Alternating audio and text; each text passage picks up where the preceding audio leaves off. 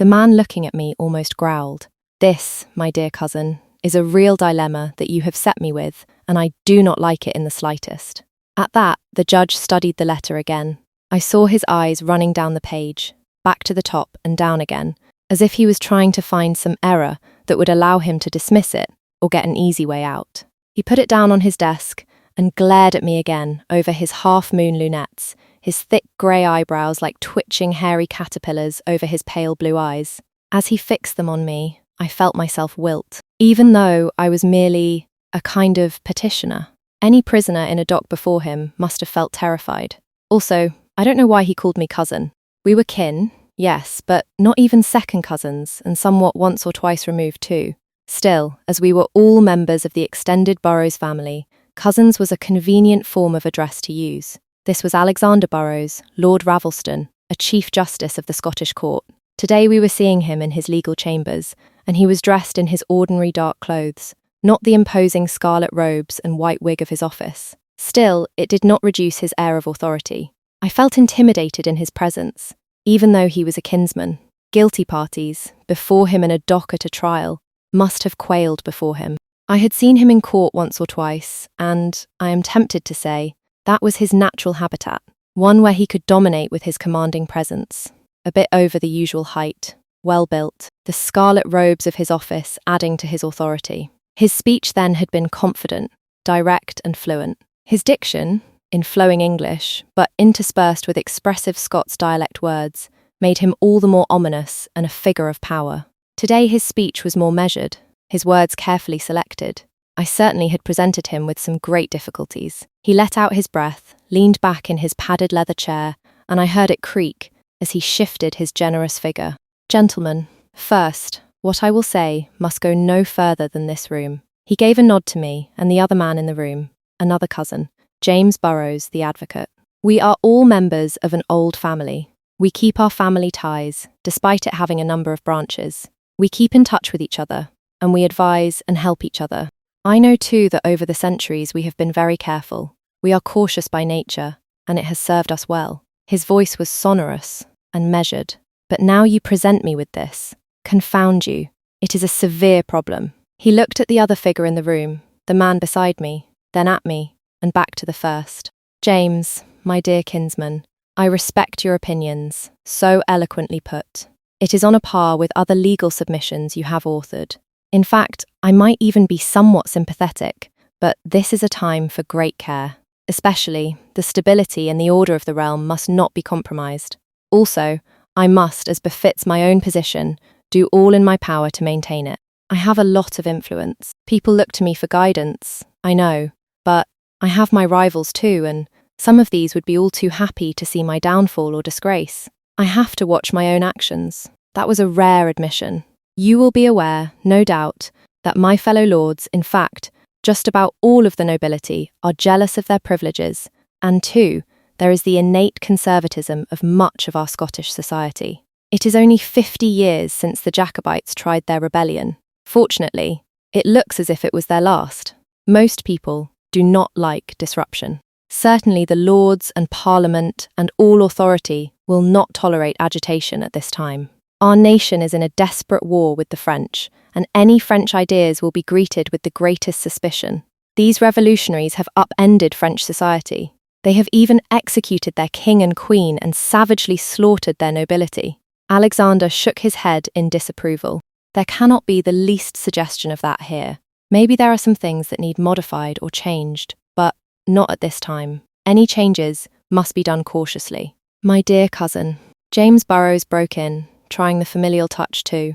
James was from the branch of our family established at Haddington, and another distant relative. Like his father Robert, he had taken up law and was a respected advocate practicing in the High Court in Edinburgh. He had a superlative reputation for his exhaustive knowledge of law and his power of oratory. "I agree, we need to be careful, but you may compare this to a kettle on the hob, bubbling away over the fire.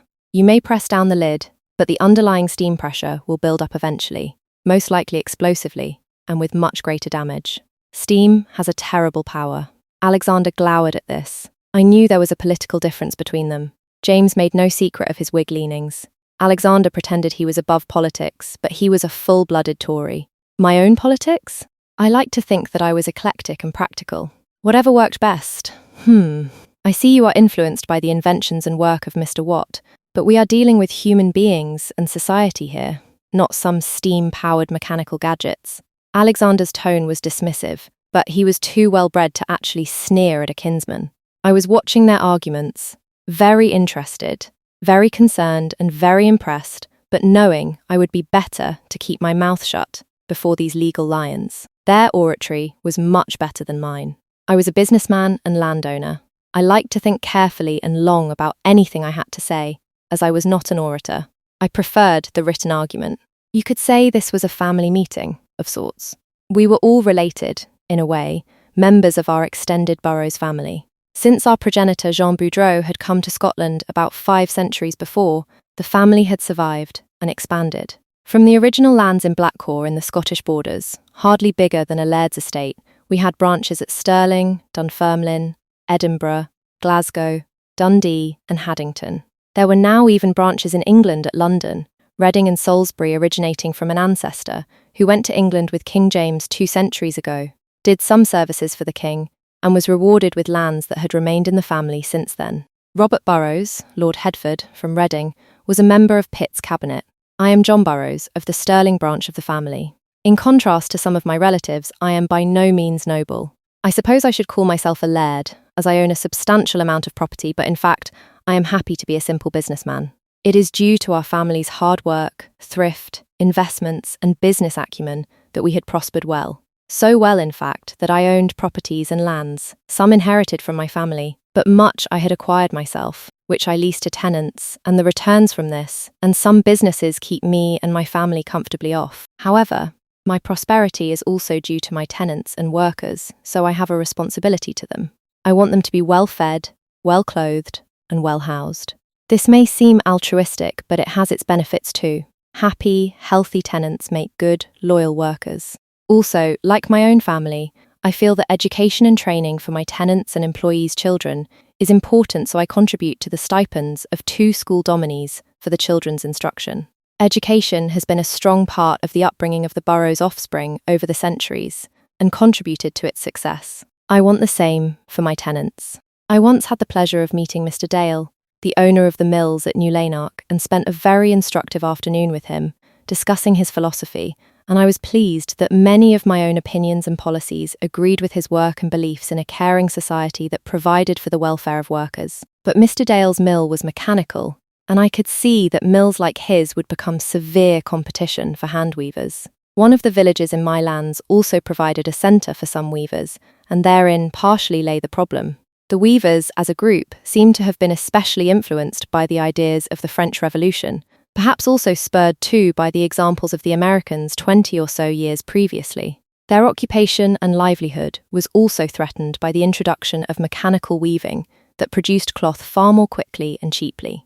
Mr. Dale's mill was only one of many. I was very aware too there were other agitators who had recently been brought before our courts where the law came down on them severely. The term sedition had been bandied about, and if they were found guilty, the usual verdict, they were transported to penal colonies in New Holland, or, as it has been referred to, terra australis incognita. Anyway, it was supposed to be a hot, wild land with strange animals. The threat of transportation to that was meant to suppress dissension from the established order, but I agreed with James. Dissension could only be suppressed for so long. Sedition is a nasty term, applied by the ruling class when any aspect of their privilege was threatened, and I wondered what path Britain would take. Would it evolve peacefully? Would it flare into violent revolution? Or would the route be somewhere in between? As a laird and prosperous landowner, I had a certain position in society, and my tenants and other villagers in the area gave me quite a bit of deference. They asked my advice and guidance on many things. Too many things. In fact, they expected it. To some extent, I agreed with that, as I thought I was educated, and I hoped I was open to innovation. I was canny too, as I did not use my power and influence for its own sake. Rather, the welfare and prosperity of my tenants was important, and I hoped I would always make sensible and compassionate decisions. I did not mind my opinion being asked. In fact, I was flattered, but I knew my limitations. Forgive me, I am rambling. The The reason I was in Edinburgh with my kinsman concerned one of the tenants in my lands, Ezra Forrest, who had got himself into trouble with his opinions. He was a good-looking young man, red-haired like his mother and all her kin. I knew the mother Sarah, and I had kept an eye on the young man, and noticed he had always been outspoken, even as a boy. His dominie, Mr. Chalmers, told me that he had to discipline Ezra more than the other pupils, and the local minister too, Mr. Robertson, had mentioned that the lad had often asked some very piercing questions about the nature of God and religion and the role and teachings of the kirk. Ezra, like the rest of his family, were regular attenders at the established kirk on Sundays, but I knew that his mother Sarah came from a background of one of the more independent Presbyterian sects. That group favoured biblical names for their offspring, and that accounted for Ezra's first name. So, I was slightly amused, slightly embarrassed, rather rueful, and more than a bit concerned for Ezra's future. The education I supported for him and others had given him enough knowledge and confidence to stimulate embarrassing questions and thoughts on the established order. In fact, Mr. Robertson had hoped to perhaps steer him to the ministry. I saw it as my duty to support his education, and I even offered to support him at university for theological training, but the boy actually declined. Now his nature had got him into serious trouble. In the main village in my properties, I had heard that he had often been involved in discussions, taking the part of the French and American revolutionaries and criticising the established order. At some meeting in Falkirk, he had risen and denounced the whole established order in Scotland. If he had done this nearer home, in the limits of the village, I might have been able to cover things up, but this time, too many had heard his oratory. Worse, there were government informers in the audience who were witness to his more inflammatory comments. In short order, he was arrested, charged with sedition, and was coming up for trial in the Edinburgh High Court. The last thing I wanted was for Ezra to be viewed as some kind of martyr and generate sympathy. That would just stir up more trouble, but I was sympathetic to the boy. In my opinion, he had only needed to learn patience and temper his tongue, but now he stood fairly likely of being found guilty, followed by transportation. So these were some of the reasons why I had contacted my relative James Burrows from the Haddington folk to act as an advocate for Ezra. I had only a little hope that James's oratory, his reputation and his legal skills would lead to Ezra being found not guilty, but there was the possibility of a relatively light sentence. Perhaps he might get some years in prison, but at least he would have the support of friends and relatives and avoid transportation. I shuddered at the thought of the worst-case outcome. That could be capital punishment with hanging, or even beheading. That, then, was why we had met with Alexander to give him our form of petition, hoping that our persuasion and family ties would influence his conduct in the trial. Although there would be a jury, the judge's language, guidance and forceful personality would strongly influence it. Alexander had never shied away from letting his own opinions and personality show in trials. Even jurors quailed before him. We argued the matter back and forwards over almost 2 hours, and at the end James and I came away reasonably satisfied. Alexander finally agreed to try to be lenient. That would be as far as he could go. After we came out of Alexander's chambers, just off the high street, James and I made our way down the West Bow, found a tavern, and sat down to an ale together. We were cautiously optimistic as we discussed Ezra's case, Alexander's reaction, and possible outcomes. That done, we got to discussing the war with France, and then catching up on news about our families. Finally, we shook hands and took our leave until the trial, 2 weeks later. For me, it was too late to get back to my home in Stirling that night. In fact, the travel would take most of the next day, so that night I had imposed on the hospitality of Alexander's sister, Janet.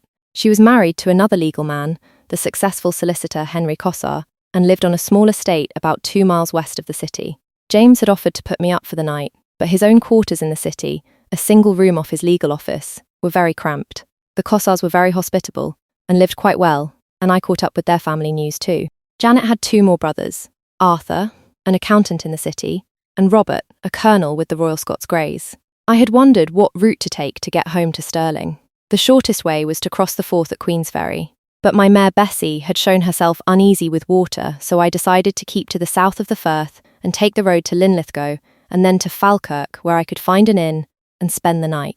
It was not the best of travel conditions that day. It had dawned gloomy, and now a fine continuous drizzle was falling that did not help my mood or allow comfortable travel. Poor Bessie plodded along miserably in the wet. Then, along the road just past Linlithgow, I passed an area with the workings of some coal mines, and it did not help my mood either when I passed some coalers trudging on a road to some hovels further along my route.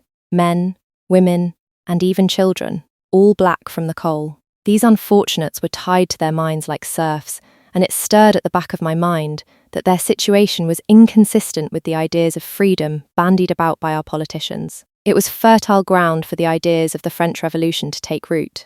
Later, with meal and a beer in front of a warm fire at the inn, my mood was beginning to lighten, until I realised the fire was of coal. My family welcomed me back home. My dear wife Elizabeth had died some years back, but my house held my married son William and his wife Effie, with my 2 grandchildren Agnes and Elizabeth, and my 2 daughters Anne, aged 20, and Clara, 18. Anne would not be with us much longer. She was engaged to be married to Charles Walker, a corn merchant in Stirling. Clara had been seeing a young man too, Edward Nesbitt, another merchant living in Bridge of Allen, and I did not think she would be far behind her sister in leaving my house. There were many business matters to attend to, but I was more and more happy to let William handle these. I was proud of him. When I died, my estate and holdings would be in good hands. A week later, I made my way back to Edinburgh and the trial in a court off the High Street. In fact, at the trial, I thought things were going well. My relative James performed a marvellous defence job, and Alexander refrained from making adverse comments. Eventually, he asked Ezra to stand up. I was fully expecting a severe lecture, but a light sentence I even dared to hope for simply a strong warning to keep the peace. But Ezra threw caution to the winds and began a tirade against the whole system. I was watching from the gallery, and it took all my willpower not to hold my head in my hands in despair. As it was, I must have been white-faced. My cousin James was pale too. The die was cast. The jury too were appalled. Ezra had thrown a gauntlet of defiance. It was obvious he was not contrite in the slightest.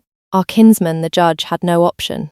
His face was red with anger, and he glared at me and James. So Ezra was found guilty. At least it was not treason, but he was found guilty of sedition, and the sentence was for him to be transported to the penal colony at New Holland for 15 years. His mother was in the gallery too, and screamed and burst into tears.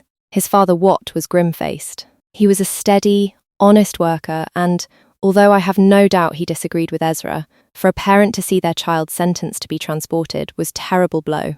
They had no other children, and it was entirely likely they would never see Ezra again. The voyages to the penal colony were long. The life there in the new colony was strenuous, and even if he survived, there was a long sea journey back home. 1 ship in 10 foundered on the long voyages. The matter was now out of my hands, broken as I felt. But I had done my best for the lad. I met with Ezra and his parents 2 days after the trial. They had been allowed a farewell with him in the dismal cell at Edinburgh. They were still distressed, naturally, but were trying to put a brave face on it. It would be years if they ever saw their son again, if ever. He was their only child. I wanted to embrace his devastated mother Sarah, but I simply gave her a little bow. She clenched her mouth, but could not stop her tears. Altogether, it was a very upsetting day, and I went home in a mood of despair, anger at Ezra too. James kept me informed on the further course of events. Ezra had been confined briefly at Edinburgh, then taken to Leith and put on a small naval ship to be transported to London. When James inquired further, he was told Ezra would probably be put on a larger convict ship in London with other wretched convicts from England, and then taken on the long sea journey to New Holland. The land was said to be dry, hot, and filled with poisonous snakes and spiders and hostile natives. Not only that, the colony was on the other side of the world, almost as far as it was possible to get from Scotland. So there was a long sea voyage in the stinking damp hold of a ship, no doubt infested with rats, south through the Atlantic, across the sweltering equator, then round the southern tip of Africa, and across the Indian Ocean. I had heard too of ships being wrecked on the shores and cliffs of New Holland. How are the lad's spirits now? I asked James in a letter. I despair of him, he replied. He's defiant and says that he will keep his opinions come what may, and that when he returns to Scotland he will carry on the fight. I only hope his zeal when he returns, if he ever returns, will be tempered. It was some weeks later when I received another letter from James. My dear cousin, my regards to you and your family. We invite you all to come and visit us sometime. It is paramount that we keep family ties intact. It was good to see you recently, although under trying circumstances, and with a distressing outcome too. I must try and mend fences with Alexander too. It is concerning these events that I am prompted to write to you. As the advocate for Ezra Forrest, I have been informed that after transport to London he was put on the naval ship Mercury for transport to New Holland. It was one of two such ships, the other being Feminized, both heading to the penal colony in New Holland with convicts. The vessel had sailed from London and down the English Channel and was passing to the west of Brittany when a fierce Atlantic storm suddenly blew up. It lasted well into the night, and when dawn broke and the wind subsided, the crew of the Diomede saw no sign of the Mercury. So at first it was feared that the ship had foundered. It was a fourth-rater, but well past its use for war, as it was old, and it was possibly more of a danger to its crews rather than any enemy in a fight. In fact, I was surprised that it was still used. Maybe it was thought to be still good enough for convict transportation, despite the long journey. However, on further investigation, they found that in fact the ship had been dismasted in the violent storm and blown close to the French shore in a sinking condition. The captain had no alternative to letting it get beached, fortunately on a cove with a sandy base. Of course, the blockading Royal Navy could only look on helplessly while the wreck was soon surrounded by French militia, and there was no alternative but for the captain and crew to surrender. The reports are that the naval crew and other personnel are now prisoners, but I have heard that the French kept all the convicts separate, so we must assume that Ezra, if he did not drown in the wreck, is now somewhere in France. Naturally, being at war with France, we have little contact, and his status and whereabouts are unknown. I immediately got on my carriage and set out for the village where Ezra's parents lived. They deserved to know his fate. They received me politely, but had mixed feelings and reactions when I told them the news. The good part was that, if he had survived the shipwreck, he was nearer, in a reasonable civilized country, but it was one that had gone through a violent revolution and was actively at war with Great Britain. He would quickly have to learn French to make his way, and hopefully avoid being thought of as a British spy. James made inquiries to the Admiralty and the War Office, but no news was forthcoming. In fact, they appeared rather unconcerned about the fate of the convicts. They had more things to worry about. So, I carried on life, attending to my estate and tenants over the next 5 years. I occasionally made inquiries about Ezra, but no news was forthcoming. My daughter-in-law Effie had 2 more children, John and Janet. My daughters Anne and Clara got married and were now running their own households. I had a pleasant visit too with James and his family in Haddington, and on the way back I visited Alexander to mend fences, and we parted again on good terms. 5 years later, we had peace, the Treaty of Amiens. At first, the news was welcomed ecstatically. People were sick of fighting, and governments weary of the expense. Despite the violent revolution and bloodshed it had gone through, France was still a European leader of culture, and soon many people wanted to resume visits there. But there were lingering suspicions and distrust. With the peace there had been an exchange and release of prisoners, and James made inquiries, but he heard that few of the convicts had looked for repatriation. "I don't blame them," he said. "The justice system is as likely to transport them again to finish their sentences." I wondered about Ezra's status, if he got back to Scotland, if he would still be under a penalty, and I wrote to my 2 legal kinsmen for their advice. Alexander replied, more or less saying that the sentence of deportation would stand. Possibly the 5 years in France would count as imprisonment, but that meant he would still face 10 years in New Holland.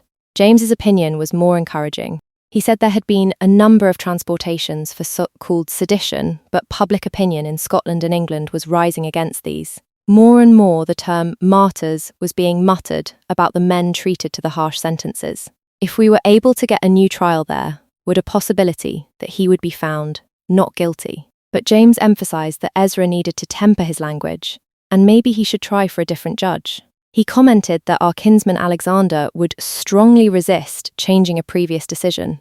However, maybe these thoughts were academic. There was still absolutely no word of Ezra. I had hoped that the government would make more inquiries about the fate of the convicts on Mercury, but nothing arose. I felt some responsibility and wondered what I personally could do. It was meeting Sarah and seeing her drawn face that made me more determined about courses of action. Perhaps some hoped that the peace would be permanent, and various parties from Britain began to visit France again. The nation had gone, though, a revolution, but French culture was still looked on as a model. So, with an idea growing in my mind, I eventually decided, like some others, to take a journey to France. My immediate family were horrified, but I had strong reasons for finding Ezra. William tried to persuade me it would be a bad idea, as did Effie, but this was something I needed to do. France was the land of my distant ancestor Jean Boudreau, but any French traces in my family were long since gone. I knew enough French to get by, But at home, like the rest of my extended family, I used English, although heavily seasoned with a large proportion of Scots dialect words and idioms. It would be reasonable to go to Brittany and start my inquiries there. Supposedly the ship had beached just south of Brest, a port on an inlet of the Atlantic in Brittany, so rather than travel overland through England, cross the Channel to France and have to take another long overland trip in a foreign country, I had another idea that would take advantage of our family connections. I contacted the branch of the Burrows family in Glasgow and asked if I might visit them to strengthen family ties and to discuss a matter. They replied warmly, although curious about it, and I took a trip to see them. My relative was Matthew Burrows, son of David, of the branch originally sited at Culross in Fife, but now at Dunfermline. He was married to Marjorie Ferguson, a girl originally from Ayr. They had 4 children, David, Thomas, Christine, and Alison. David had gone to Glasgow to start a trading business with the Americas, and had done well, except when his company went through a lean time during the American Independence War. Afterwards, trade was much increased, mainly in cotton and tobacco, so he did well. Matthew had become head of the company on David's death. I had a pleasant supper with him and his family, and we exchanged news of the families, and I brought up my dealings with Alexander and James and the trial, trying to gauge Matthew's opinions. He looked as if he might be at least a little sympathetic to Ezra, so I thought I would risk broaching my proposal the next morning.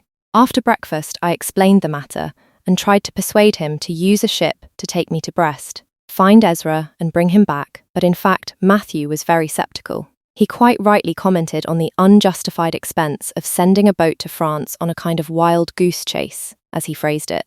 When he laid down the facts and the costs, I felt even more embarrassed with both my ignorance of costs and my sentimentality. I had been prepared to pay for it, but the actual cost would be far more money than was practical to spend. So I politely thanked him, apologised and prepared to go home the next day, my tail between my legs. But that afternoon, taking a walk along the banks of the Clyde and seeing the many trading ships, I got a sudden idea. Matthew was very commercially minded, and I was sure this was an idea he would go for. I had taken supper with him and his family that evening, and was still feeling uncomfortable when he brought the matter up again.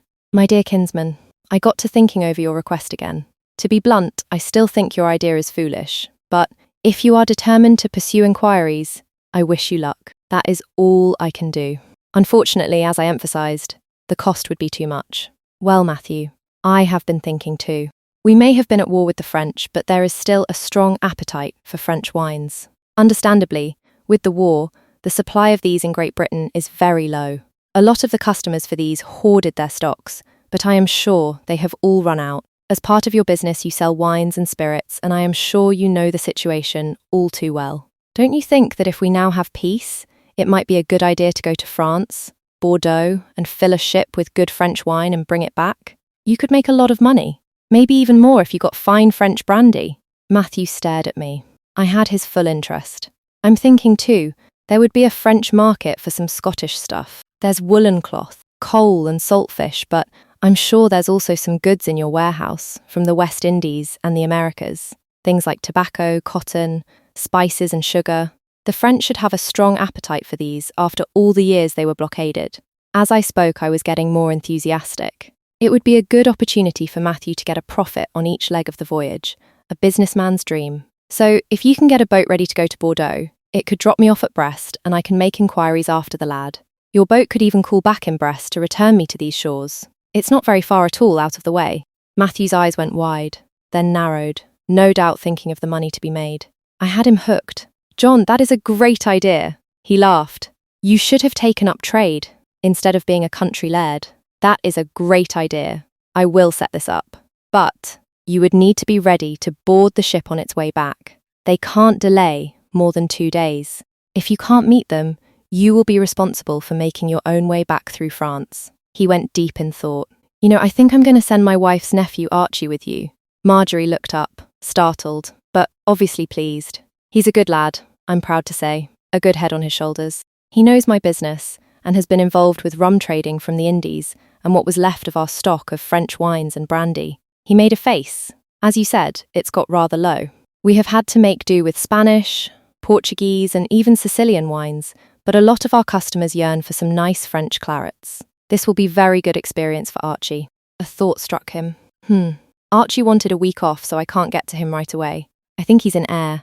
Some female relative, a niece I think, on his father's side, is getting married, but he's expected back tomorrow. I laughed, in a good mood now that my plans were approved. That'll be a surprise, suddenly telling him he's going to France. He's keen enough. I think he'll jump at it. Thank you, Matthew. That is very generous. Oh, how long does it take to sail to Bordeaux? He gave a wry look. That, John, all depends on the weather and the winds. If I do a rough calculation, and if we had average conditions, it would be about 5 to 6 days sailing to Brest. Then it would be 3 or so days for the ship to get to Bordeaux. Say another week to negotiate for wine and get it loaded. Then 3 to 4 days to get back to Brest. If it is stormy, or we have adverse winds, it could take much longer. Anybody's guess. That meant I would have just under 2 weeks to try to find what had happened to Ezra. Under the worst conditions, the voyage would be much longer, but the critical part would be the time I had available in Brest. I only hoped that if Ezra had survived the wreck, and whatever the French revolutionaries had done, he was still in the Brest area. Thank you. I accept. When could you have a ship ready? He laughed. You're really keen to go. Let me think. Look, one of my ships, it's called the Caroline. It's just got back yesterday from a trip to Norway. I was going to send her to the West Indies, but that can wait. She's a strong ship and should be good for that trip. Just now she's getting unloaded, and that will take 3 days, and then we'll have to provision her. There's a small repair too, a spar and a sail, but that shouldn't take too long. What's the ship like? She's a brigantine, but she's got a good wide hull for cargo. He looked at me as if I should make a comment, but I wasn't very familiar with types of ships. Say, 4 days till it's ready to sail? You can share quarters with Archie and the captain. That's Geordie Schooler. He's an experienced sailor. What do you need to do to get yourself ready? Suddenly, it appeared there was a rush. I'll need to get home to tell my family what I'm doing, then get some more clothes and some money, but I can be back here in the 3 days. I did not look forward to the voyage, but this was something I needed do. He peered at me. It seems to me that you are paying a lot more attention to this than you need to. This Ezra Forrest, he's an agitator. There are many people don't want him back. And then, just supposing you do find him, what then? Maybe he won't want to come back. And if he does, what do you do then? After all, his sentence has still to be served. Let me handle that. Matthew looked at me warily. John, I hope you are going to be very careful. I don't want to do anything illegal. I had protested, but I wondered in fact what I was capable of. The boy's welfare was first in my mind. I got on my way at daybreak the next day, back on the Stirling Road. It was a long day's travel, but I took it easy and stooped at a tavern along the way to rest my mare and give her some oats and have a mutton pie for myself with some ale. I was doing a lot of travelling on behalf of Ezra, but I had a responsibility. I got home late that evening, and next morning William was a bit exasperated when I told him my plans. What on earth do you have to traipse off to France for? It's dangerous, it's filled with revolutionaries, our enemies, and there's only a slight chance anyway you could find this troublemaking Forrest. A convict who deserves to be sent off, as far as is possible. He was one of our tenants. I feel a responsibility to him and his parents. Father, I know you preach that we have responsibilities. You have drilled me in that too. But don't you think this is altogether too much and too risky? I would not do it if I did not feel I had to, I added lamely. I could sympathise with William. Despite his words, I had no doubt too he would follow my hopefully enlightened policies as regards tenants and employees, but what I was intending to do would seem excessive, even mad. Maybe it was. But I had my reasons. I got my packing done, getting everything in large, stout cloth bag. A rigid case might have been better, but I intended to go to Glasgow by horseback rather than by carriage, and bags would be more convenient and comfortable for my horse. I also went to a little lock chest and took out one of our family's most important possession, a little book. Each of the Burrows families had copies of a magic book with intriguing and wonderful spells, dating supposedly back to our progenitor Jean Boudreau. I did not know what I might use it for, but it was another precaution. The family legends were that the spells in it had been very effective in the past for various problems. My daughter-in-law Effie was less critical about my intended trip, maybe actually curious and excited about it. It crossed my mind I should try to bring back some French knickknacks for her and my 2 daughters. I had no worries about the prosperity and care of any of my estate, companies, or the welfare of my tenants. William was a steady hand, fully capable, and my heir. I had another younger son, Hugh, but he was off with the Royal Navy. He had always been enamoured with the life of a sailor, eagerly devouring accounts of naval battles. I did not like his choice at all, and had tried to persuade him that a civilian life was far safer, but eventually I had relented and bought a commission for him as a midshipman. He had been in one of the ships taking part in the blockade of France, but in a recent letter he said he had been promoted to lieutenant, and that his ship, a frigate, was to be sent to the Mediterranean. The possibility of any renewed war with France did nothing for my concern over his safety, but that was the life he had wanted. There was another thing. I was going to be a grandfather again. Effie was several months pregnant, and I hoped I would be back for the birth. I needed to get packed the next day, but in the morning I went to the kirkyard to my late wife's grave, laid a posy on it, and said a wee prayer. "I have to do my best for the boy," I muttered. "I hope you understand." I swung by Ezra's parents' house too. Both were busy at their looms, but offered me some water and explained what I was going to do. His mother, Sarah, looked at me sadly, then burst into tears. I was tempted to hold her, but I let her husband Watt do that. He wanted to shake my hand, but was not sure of the familiarity, so I put him out of his difficulty by just patting him on his shoulder. So, after embracing William, Effie and the children, I set off for Glasgow the next day on my horse jock, getting to Matthew's house that evening, and the following morning Matthew drove me in his carriage to a wharf at the Broomielaw. That area of the Clyde was filled with merchant ships of all sizes and from many European nations. There were even 2 American ships discharging sugar. I was impressed with the ship, much bigger than I expected. Matthew took me aboard and introduced me to the captain, Geordie Scholar, a stocky man, grey-bearded and with a weather-beaten face. I could feel him eyeing me, judging me, probably wondering why I was being imposed on him. A few minutes later, I saw another man come on board and joined us. If I was going to buy a lot of wine and spirit, I thought it would be better to have someone who had a more discerning taste than me. Matthew introduced us. "Geordie, John, this is my nephew Archibald Dixon, who I told you about. He has overall supervision of our wine and spirit sales. I thought I would send an expert." Archie flushed a little with the compliment. He was a young man, about 24.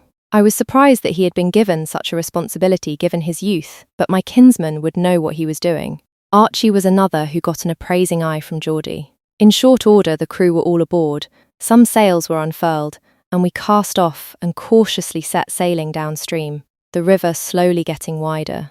I was interested in the signs of burgeoning trade with bustling boatyards and wharves springing up all along the river, but soon we were sailing past more open countryside with fields and woods. Later, the captain pointed out Dumbarton Castle to me, set on its rock. Just like the castles in Edinburgh and Stirling then, suddenly, it seemed, the river began to broaden out, and the land got further and further away, and soon we began heading south. Towards the end of that first day, the captain pointed out some land to the east.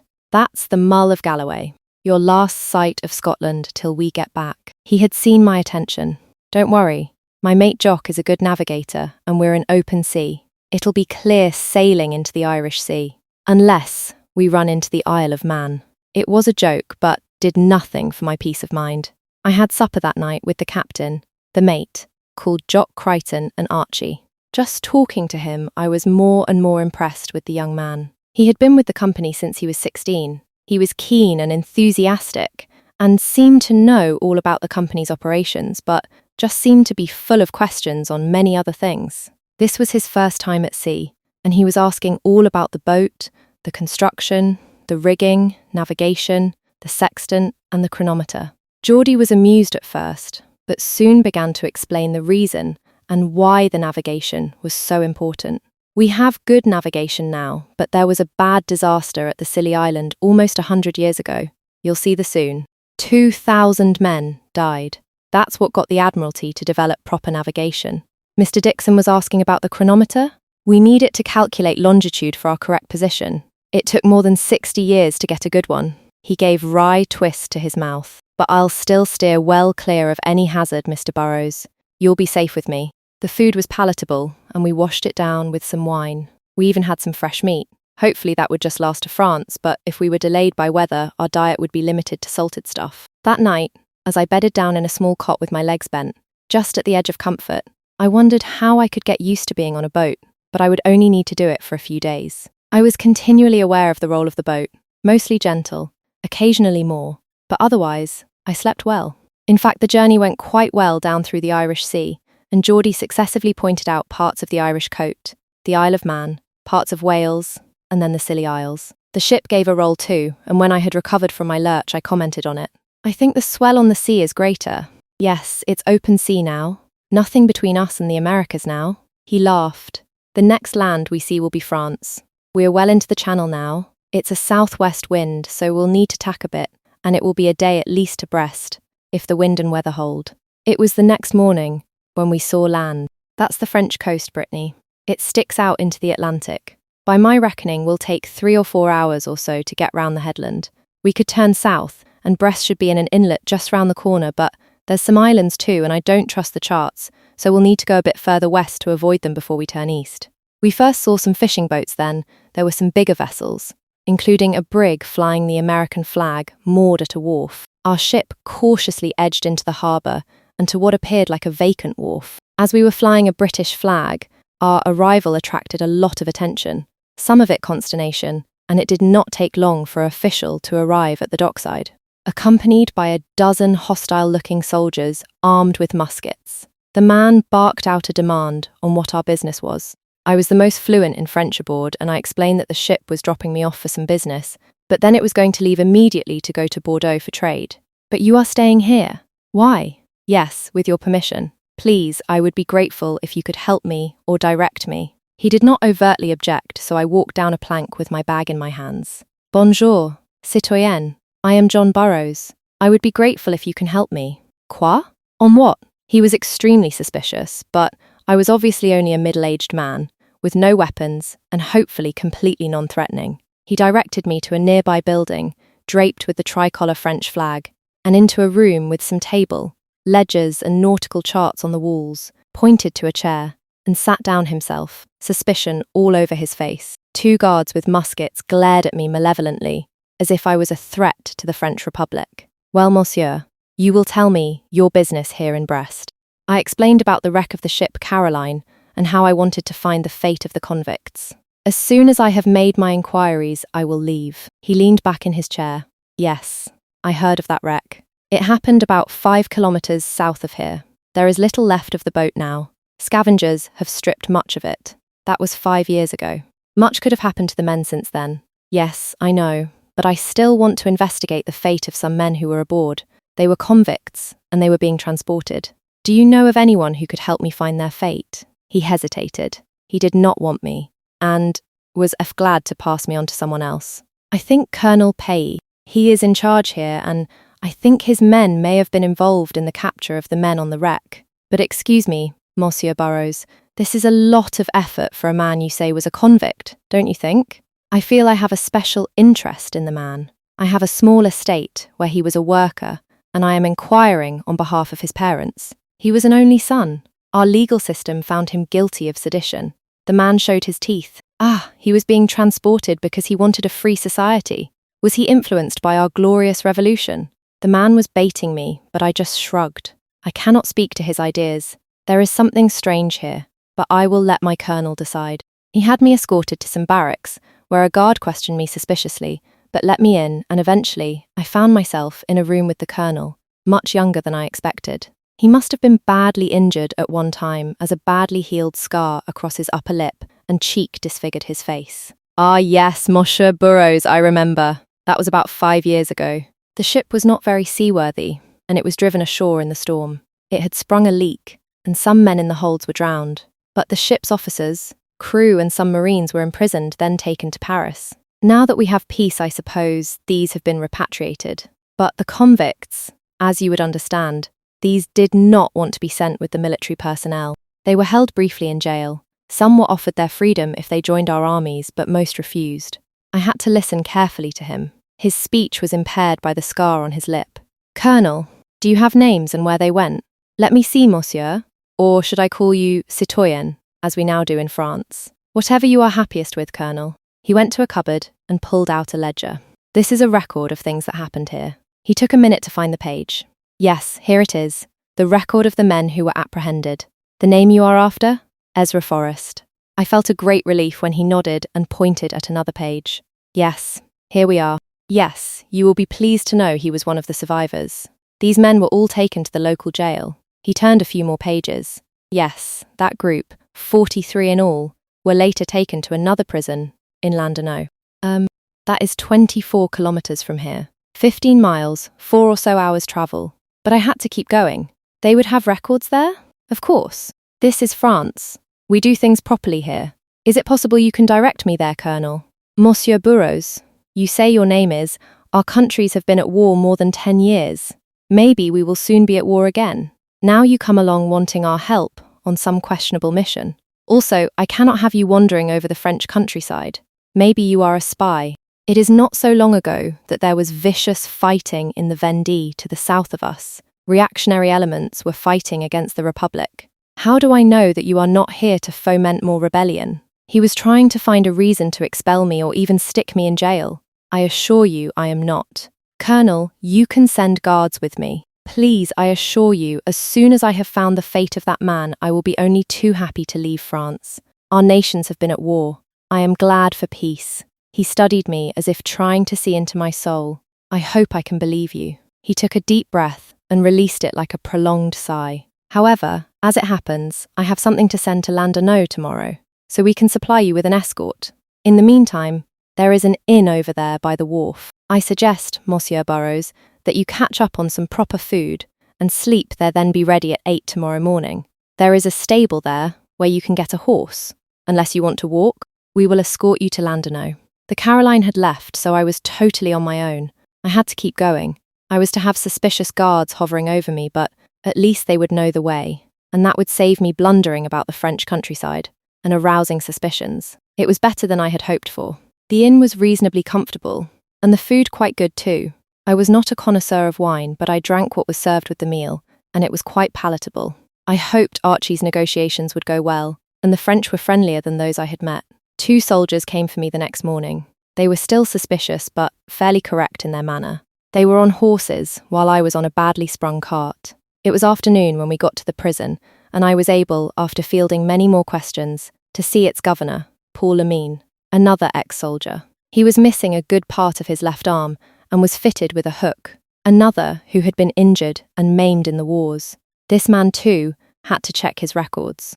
At last he looked up at me. Yes, we kept them here for some months, until we ascertained those who were dissidents and those who were criminals. The dissidents were seen as posing no danger to France and were eventually released on parole. The criminals were transferred to a prison near Paris. Now let me see the others. Yes, the young man Forrest was released. He knew some weaving and was advised to go to some families who were employed at weaving. He may still be with them. I was getting nearer, but it turned out these were in a village, Gardenac, another 10 kilometers away, down the coast. It would be more travel, but I had no choice. I was about to ask for directions, but the governor shook his head. Monsieur, you may not go without a guard, I sighed. You can send a guard with me. I am willing to pay. You are determined. Monsieur Burroughs. All right, I will send a man with you. That was another nuisance, but a reasonable precaution on their part. Once again, I would be reasonably protected. The village was another 3 hours' travel over a bad road, and it was getting dark when I got there, so I had to find yet another inn for accommodation for me and my guard. It was a small place, but the patron of the inn and his wife were actually cautiously welcoming. I was the first non-Frenchman they had seen in years, and possibly they thought they had a chance of increased business with the war over. One problem, though, was the language. They spoke Breton and only stumbled along in a strongly accented regional French. I knew French, but it was Parisian French, so our communication was difficult and we had to use a lot of gestures. It had been a busy day. I was tired and frustrated with the travel, but worried too, in case my journey was fruitless. I slept a bit, then woke and tossed and turned. But I had some luck the next morning. When I told the innkeeper at breakfast, I was looking for a foreigner with red hair he pointed to along the village street. Là-bas, l'Écossais, the Scot, over there. That was encouraging, but I was still very nervous as I walked along the muddy street in the direction pointed. Some villagers stared at me and my escort, and a few curious urchins brought up the rear. I was telling myself that there could not be 2 red-haired Scots. I stopped before the house the innkeeper had pointed out, my heart thumping. I was about to knock on the door when it opened, and a man backed out, carrying a wooden tub and holding it carefully to avoid it catching on the doorway. I saw the shock of red hair. He had got 2 yards out when he looked round and realised he had company, and his mouth opened. I felt a sudden burst of emotion. It was Ezra. Mr. Burrows, he gasped. What are you doing here? He was almost paralyzed with shock. His face went white. Yes, Ezra, it's me, John Burrows. I came looking for you. I was concerned for you. He started crying, and my heart went out to him, and I embraced him while an accumulating audience of French villagers looked on stolidly. I was crying myself. He wiped his eyes. I'm sorry. It's seeing a familiar face and hearing a Scots voice after all these years. But it did not take him long to ask why I was there. I don't know, I said. I think it was just that I wanted to know you were safe, so I can tell your parents and see if I can help you. There was more than that, but he did not need to know. Perhaps safer than on a transport ship. But my life here is very limited too. I am not supposed to move away from this village, but I suppose it is better than being a slave on the other side of the world.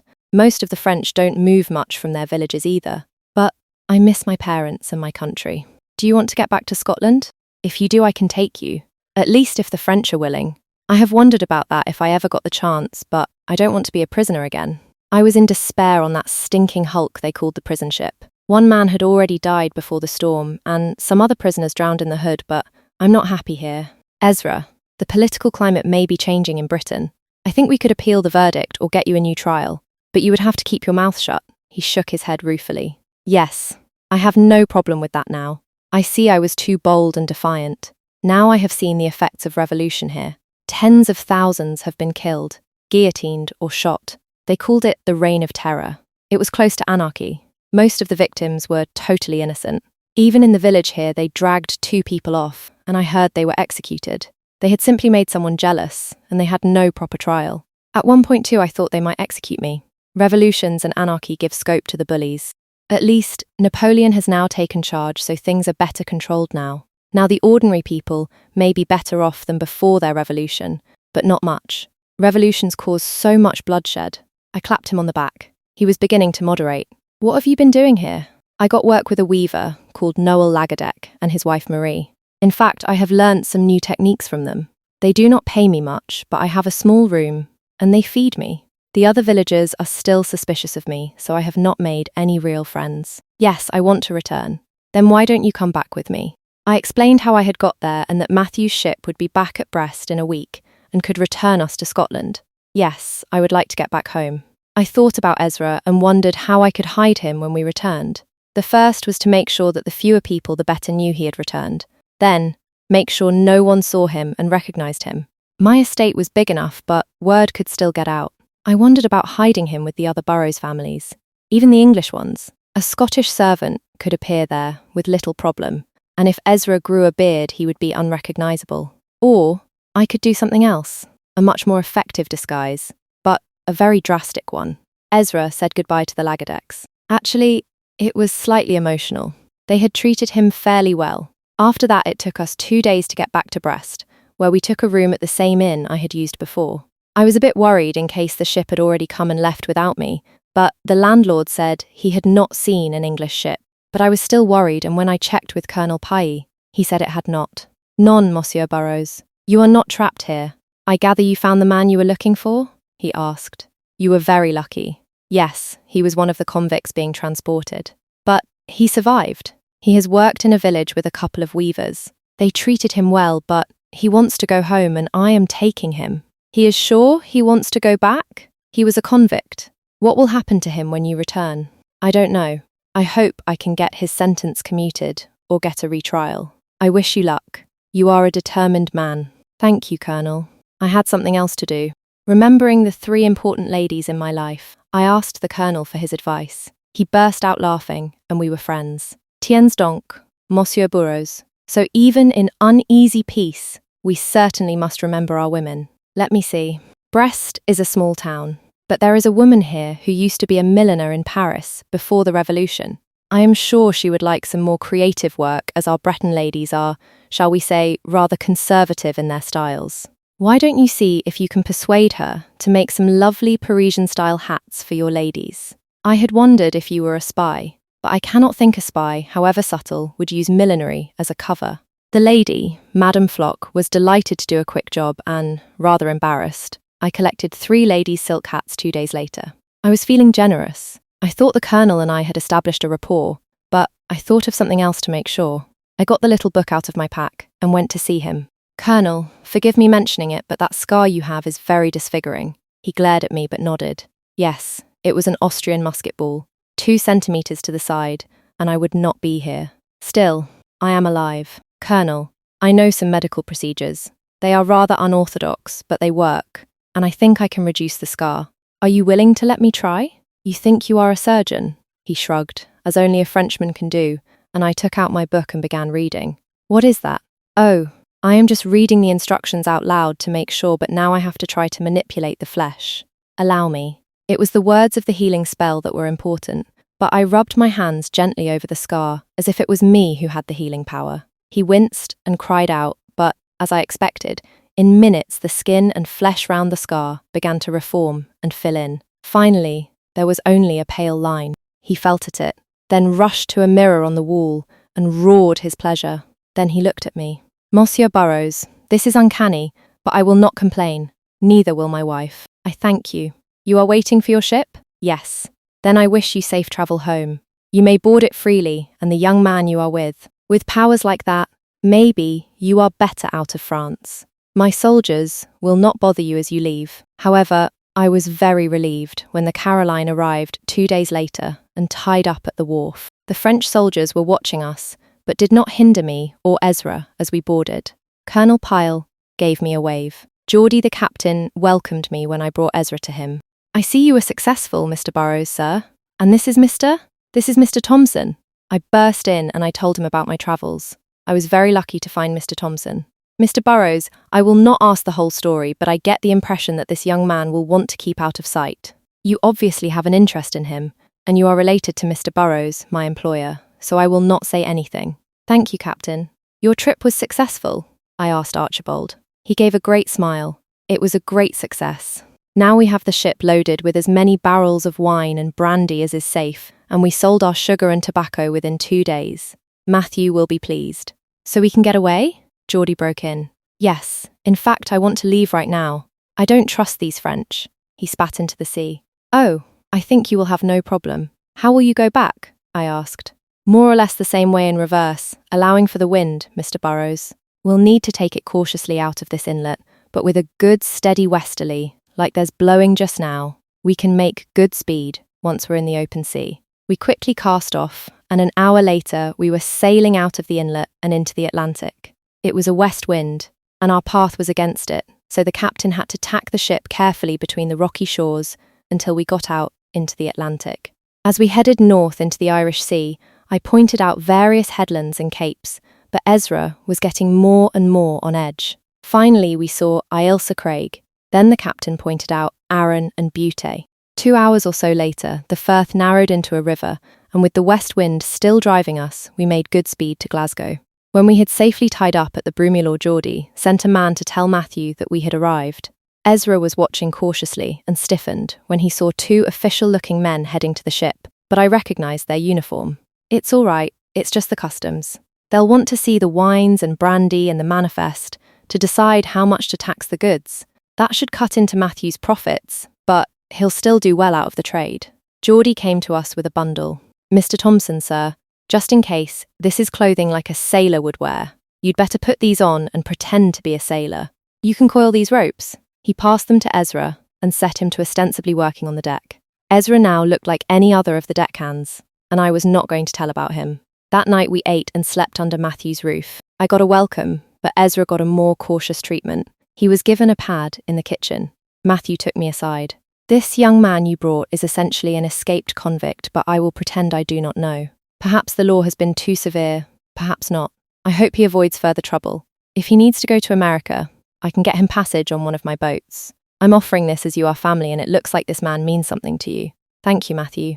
The next morning, after a big breakfast, we headed home to Stirling. I had my horse Jock, glad to see me after my trip, but I had to get another for Ezra. It was a mare Peggy, and I would give her to Effie. The weather started very nice, but clouded over, and it turned into a foul afternoon. When the rain finally got too heavy, and we were wet and chilled, I decided to find welcome shelter and food at an inn. It was late the next morning, before we reached my home near Stirling. My son's welcome of Ezra was rather restrained.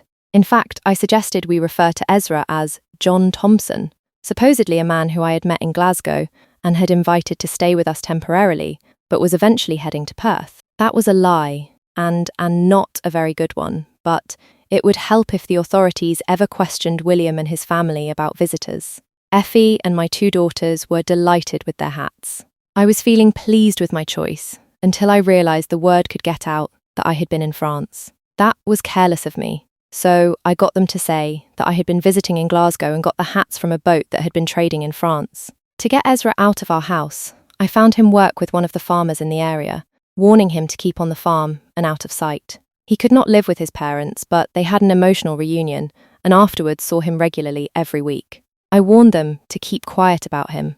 However, I wanted to do things as legally as possible, so I sounded out James, phrasing it hypothetically, as if I was still thinking about trying to find Ezra and return him to Scotland, not mentioning that I had already done so. Actually, James was slightly optimistic, but not at all certain. I contacted Alexander too, phrasing my inquiry even more hypothetically, and I was dismayed when he said the sentence should stand. He was completely adamant. That was bad news for Ezra. It meant that he was still under danger. Worse, now I could be in danger from having smuggled him back. Also, he began chafing at the restrictions I had imposed on him, and he complained that he had been freer in France. The risky situation was brought home to us when we were disturbed by a sweep of soldiers through the whole area. It turned out they were looking for some other supposed radical, and there had been rumours the man was hiding near Stirling. Supposedly it was someone with dark hair. They did not find Ezra, but it was a warning that we could not relax. The situation could not continue, and I really needed to find some solution that would disguise Ezra enough to let him get out from his restricted life. I actually had a possible method, but had hoped I would never have to use it. One of the spells in the book could make men into women, and my late wife Elizabeth had used it once. Now it looked as if it might be necessary again. That would be a good disguise, but a very drastic one, and almost certainly Ezra would be totally resistant to it, so I had to be careful how I suggested it. I began by making comments and asides on the continuing dangers he faced, and the problems of keeping him hidden. I even suggested that he might escape to America on one of Matthew's boats, but he objected to that as well, so gradually I introduced the idea of a good disguise, before I sprung on him the idea of using a spell to make him into a woman. "What?" he cried out. "Never." As I expected, he was incredulous and totally resistant to the idea, and especially horrified that such a thing existed.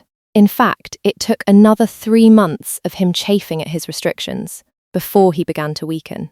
The thing that finally turned his mind was a report of some more trouble in Glasgow. Some radicals were jailed or transported. If the authorities found him, it was certain he would be treated to the same fate. "I just can't live like this," he complained. "I understand. You are like a prisoner here and you want to get on with your life. That's why I offered you a way out, Ezra. It would give you a new life. It will not be easy at first, but the family stories about this spell are that in a few months, you will accept the change and begin to like being a woman. But just in case, I think I will send you to Glasgow, to Matthew, and you can be part of his household. If you wanted, you could take up weaving again, but there are more and more mills with steam or water-powered looms to compete with. It could be hard, dangerous work. The wages of hand weavers no longer keep up with rising prices, in fact. You should do something else. I have been thinking you could be a maid in Matthew's house. That way you would be among my friends and they would help and guide you." He sat and thought for a minute. How is this change done? He was broken, and my heart went out to him, but we had little other choice, unless we smuggled him out of the country. There are words in a little book, and when they are read out, all men who hear them change to women. Quite beautiful women too. If women hear it, they too become beautiful. As you would imagine, most women like that. However, it doesn't happen immediately. No stroke of thunder or anything like that. You go deeply unconscious while the changes take place, and it is a day and a half before you wake up. Where did this spell come from? I have no idea. The legend is that it has been in our family for centuries, but where it came from before that, the sounds are not Scots, English or French. In fact, it's not in any language I know. Could I change back sometime? Yes. If you find you cannot adapt, you could change back. There is a spell for that. I need to think about that. I would not know how to behave as a woman. That's why being a maid would be a good position. You would learn all about domestic stuff for women. Look, Ezra, I've been told too you would get the feelings and emotions of a woman after several months. I mean, you would start to be attracted to men like most women, although that takes several months. His hand went to his mouth. That will never happen, he cried. Ezra, if you take the change, you will be a woman entirely. And that would be expected. I have to think about this. It would be an enormous change, to say the least. If Ezra had any doubts, there was another search, and this time they were specifically looking for him. Somehow the word got out that Ezra was back in Scotland. His mother had been visiting some relative, and I suspected she had inadvertently let some information out. William was particularly upset as our house was searched, and he was furious with me for placing the family under suspicion. I was embarrassed and apologised. William eventually accepted it, but my embarrassment remained. It confirmed that I had to do something. In fact, they searched the farm where Ezra was hiding, but he had seen the men approaching and used a hiding place. I had taken precautions and constructed a hole beside a fireplace. That night, I brought him to my house, drawn and desperate. I emphasised to him that he had no choice, and the only solution was to take the spell to change him to a woman. He was almost broken, but I suppose I have to do it. He agreed. So we set about it, but I needed a woman's help, so I approached Effie. I should have told her about the book earlier, but somehow I had never got round to it. In fact, she was highly sceptical at first, then horrified, then frightened when I told her about it, and she finally agreed to help. I had heard rumours of this book, she said, but I didn't really believe it, so I'm finally getting a chance to use it. There's not only that spell, there are a lot of healing ones against wounds and fever and deformities. My late wife used it, but you understand she had to use a lot of caution. I can imagine why. She would inherit the book too, so it was a good idea for her to get familiar with it. I was more and more convinced I was lucky to have Effie as a daughter-in-law. She had a vivacious personality and a sensible, inquiring mind, but with a good sense of humour, and she was a good counterpart to William's serious, sometimes dour manner. She was heavily pregnant now, and I wondered if she would want to risk helping me. Actually, she was keen to try it, but more than a little nervous too, especially when I told her that she also would feel an effect. What? I don't want to change, she cried. Effie, trust me. It will be very minor compared to what happens to Ezra, and you will be very happy when you see what it does to you. You're sure? Yes, I am. Now make sure I'm well out of hearing. Just read the book to Ezra. And never mind the strange sounds. They work. You will have to read it. I will be outside. She gave me a wicked smile. You mean in case I get a mother-in-law rather than a father-in-law? In 2 minutes, she called me back in. She and Ezra looked at me, both worried. John, I read what you gave me, but nothing has happened. Effie was visibly annoyed, as if she had discovered I was playing a joke on her. Don't worry, it will work. It takes time to start. She looked at me apprehensively. Then what happens? We wait, I said. But I was getting worried when after 3 minutes, nothing seemed to be happening. I was relieved when I saw Ezra finally give a slight shiver. You are going to be uncomfortable, but you'll be all right. That shiver is the spell starting. Prepare yourself. A few seconds later, another shiver followed. Then he began shivering violently and continuously. In only another minute, his teeth were chattering, and he was making little gasps. He was trying to say something, but all he could utter were grunts. I forced a cloth between his teeth. Then mercifully he fell unconscious. I heard a slight gasp beside me. It was Effie, her face slightly drawn. Oh, Effie, I'm terribly sorry. I was too busy watching Ezra. Are you going to be all right? I had been so intent watching Ezra that I was neglecting her. I think so, but for a couple of minutes there it was like someone was pushing at my face and body, but it feels as if it's getting better now. That's the spell working on you. My wife used it once on a man, but she was changed too. She was very surprised, but fact, she was quite delighted with the final effects. You're sure? A few minutes later, Effie pressed her hands on her body. It's not bad now, in fact. I'm feeling fine again. We watched as the spell started its work in Ezra. I had never seen it actually working before, and now both Effie and I watched as Ezra's body began to ripple, almost shimmering under the successive waves of change. The effect started with the features, the ears, nose and chin becoming less pronounced, the heavy eyebrows softening and the eyes somehow looking larger. The whole face was smoothing out. I was curious to see the other changes, so I removed the sheet over his body. I shuddered, and the grotesque appearance. It was like waves running over him, so that his body was almost shimmering, but shrinking, and all the time the proportions were changing. Most drastically, his scrotum, then his penis, was shrinking and disappearing under the pubic hair. There was still more. The hips widened, the waist narrowed, and on the chest, the nipples got more prominent, then the surrounds underneath, and the underlying flesh growing and slowly swelling as women's breasts formed on the chest. Effie was gasping. I wouldn't have believed it. This is incredible. Ezra writhed slightly, and the remnants of the scrotal sac gradually formed a slight raised mound. Then gradually a split formed, and what was before me were new formed labia, while the tiny remnant of the penis retracted into them. The convulsions died away, and a new figure lay before us, unconscious. But it was a woman's figure. The process had taken about 2 hours. I covered the body with a blanket and put a pillow under the head. Effie looked thoughtful, so that's what it was like for a man. Poor Ezra, she whispered, pointing to him. Myself, I felt ill about 5 minutes into it, then I felt a bit sick, but I'm all right now. But look at Ezra. You're absolutely sure you're feeling good? Yes, I'm actually feeling quite great. She wriggled slightly. But I think my clothes don't fit as well.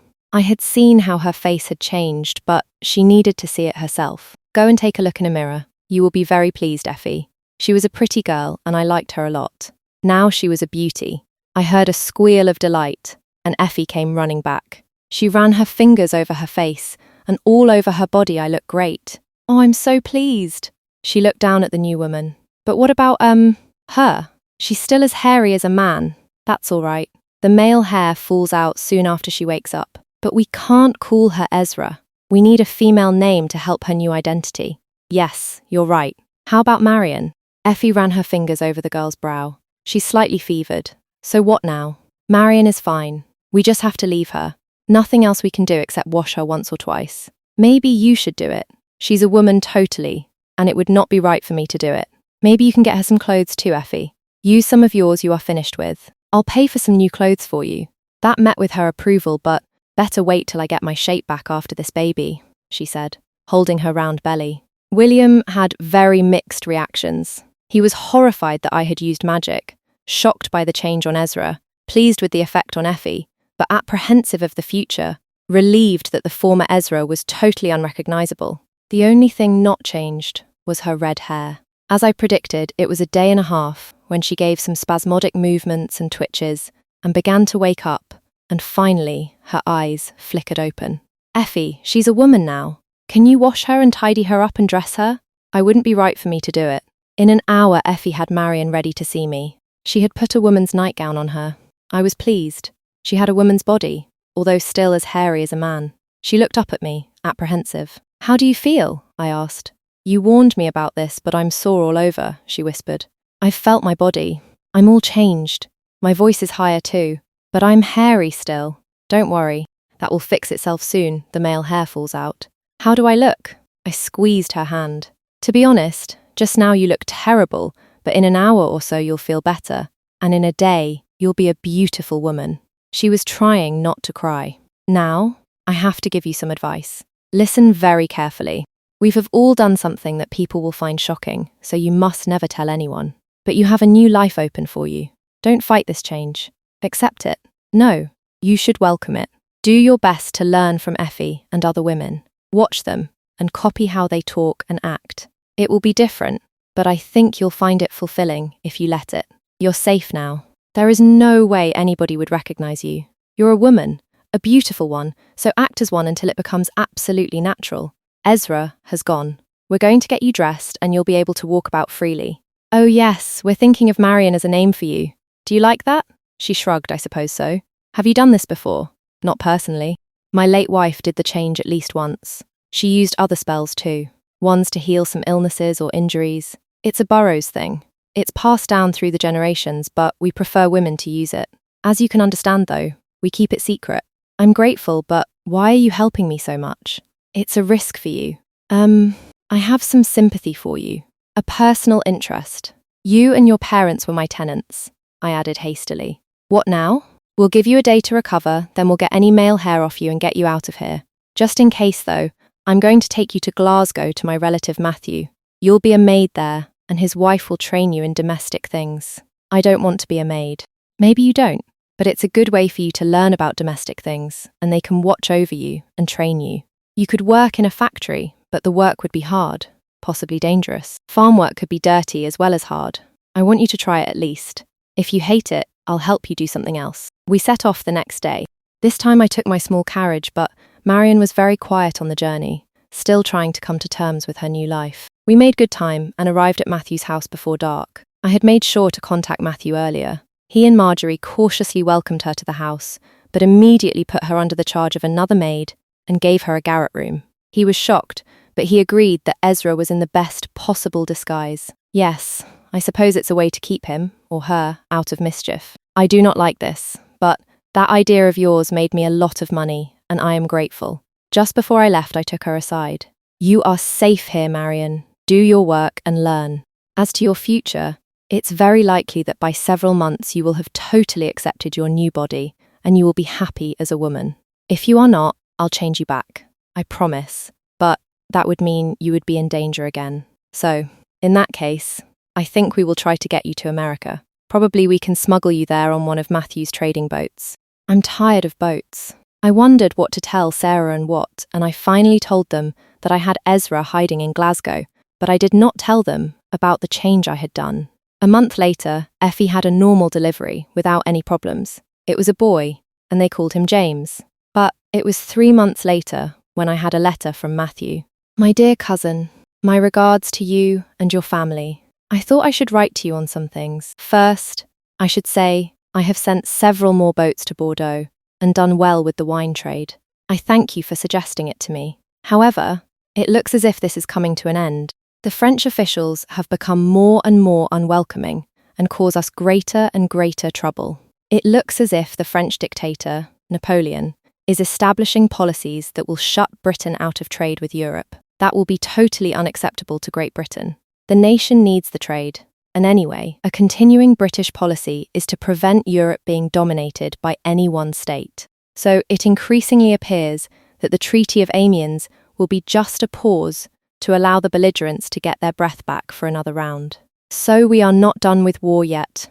I immediately thought of my son Hugh on a Royal Navy frigate and hoped he would be safe. But there is another matter, a happier note. It concerns our maid, Marion. She was awkward at first, but has learned well and become a real asset to our household. She has taken to her new part very well. My wife was apprehensive at first and took her more in hand to make sure she learned. However, although Marion is still nominally a maid, she has become more like a member of the family. Not only does she help with the housework, but with cooking and with the children too. However, we had a shock, very alarming at first, but eventually one that showed how effective your disguise was.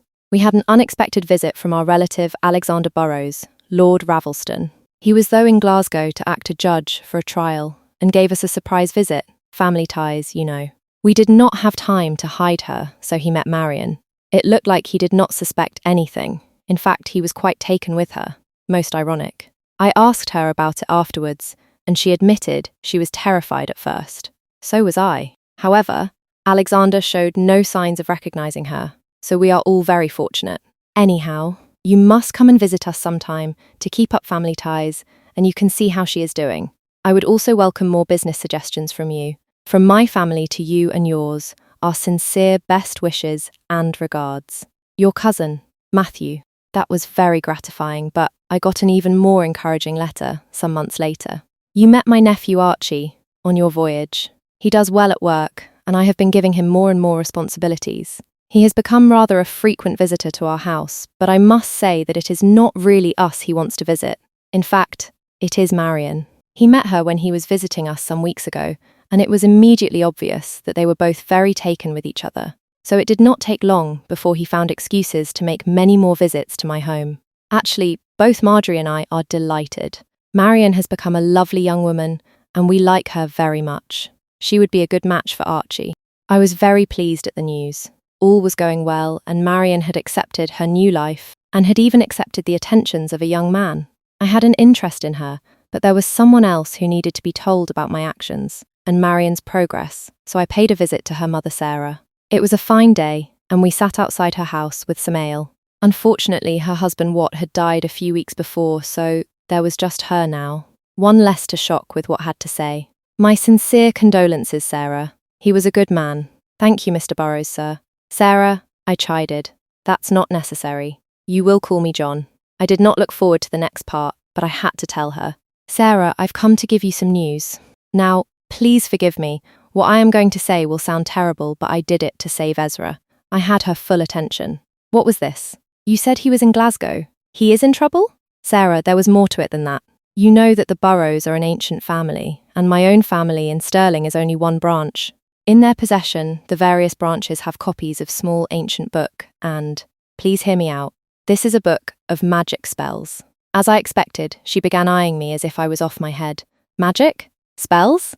One of these spells can make a man into a woman, and I used it on Ezra. He is now a young woman we call Marion. What? She jumped to her feet.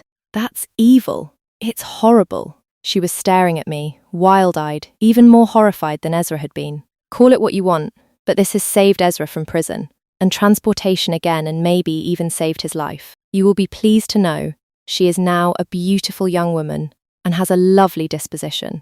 Sarah began shrieking, her head in her hands, but it changed to crying and then a sniffle. I know you would not lie to me or hurt me, and you are a caring person, John. Where is she? She's a maid in the house of my Glasgow cousin Matthew. His wife is Marjorie. They are training her. She has accepted being a woman. In fact, she has a woman's feelings now as well. Matthew says she has met a young man, and they are in love. Sarah's hand went to her mouth, and she began to cry. I took her in my arms, but after a minute she pushed herself free. John, I can hardly take all of this in, but could I see her? I think you should, and I will arrange it. This is a strange turn of events. She put her hand briefly on mine. John, you are a good man. I thank you for all you have done, even though I can hardly believe it. It was my duty to save Ezra. Wheesht, John. Watt and me never had any bairns, so I thank you for giving me a laddie, although now I have a doctor instead, but that's a good thing as well. You've taken a great interest in them. You've done all you could, but we still need to keep that thing you can to ourselves. It had happened before Sarah was married. When I was a young man, she had been a maid in my parents' house, engaged to be married to Watt, but one day we had found ourselves together. I had accidentally touched her.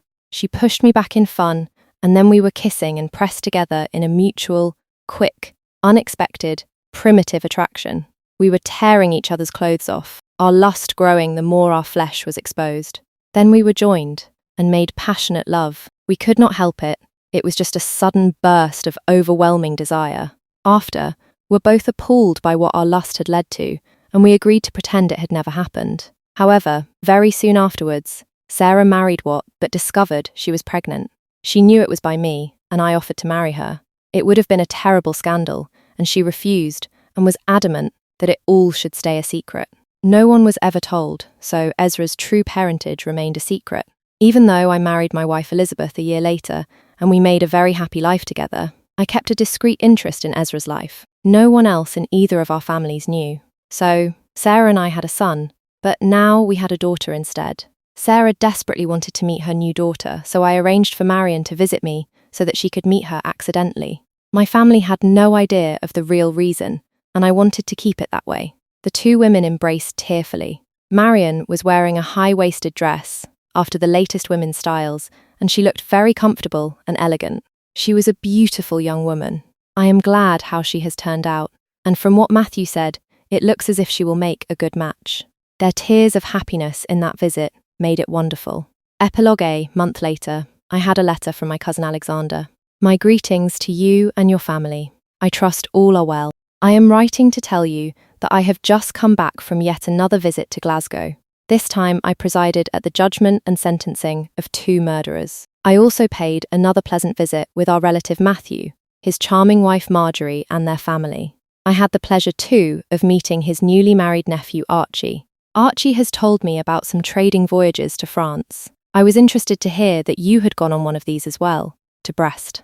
I believe that was where a certain Royal Navy ship loaded with convicts was driven ashore about 5 years ago.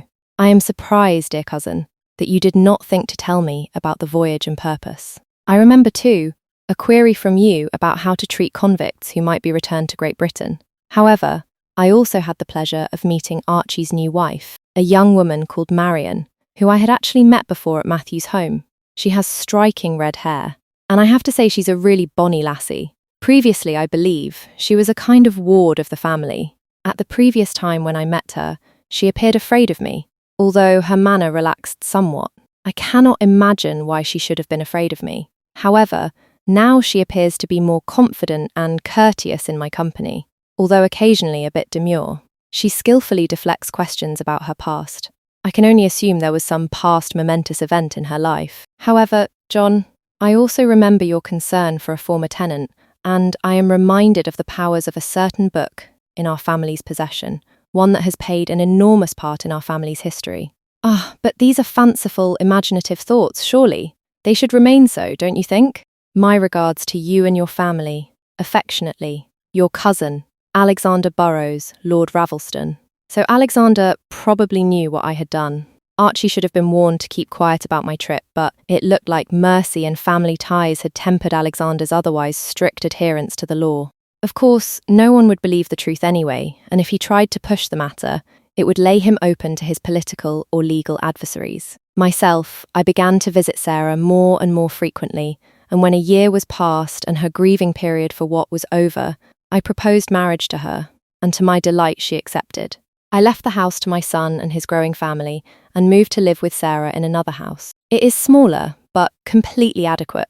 Occasionally we travel to Glasgow, ostensibly to visit Matthew, but really to visit Marion and her growing family. I wonder if Archie ever associated his wife with the red-haired passenger Mr. Thompson on the voyage back from Brest, or if Marion has ever admitted her incredible story to him, but the subject has never surfaced.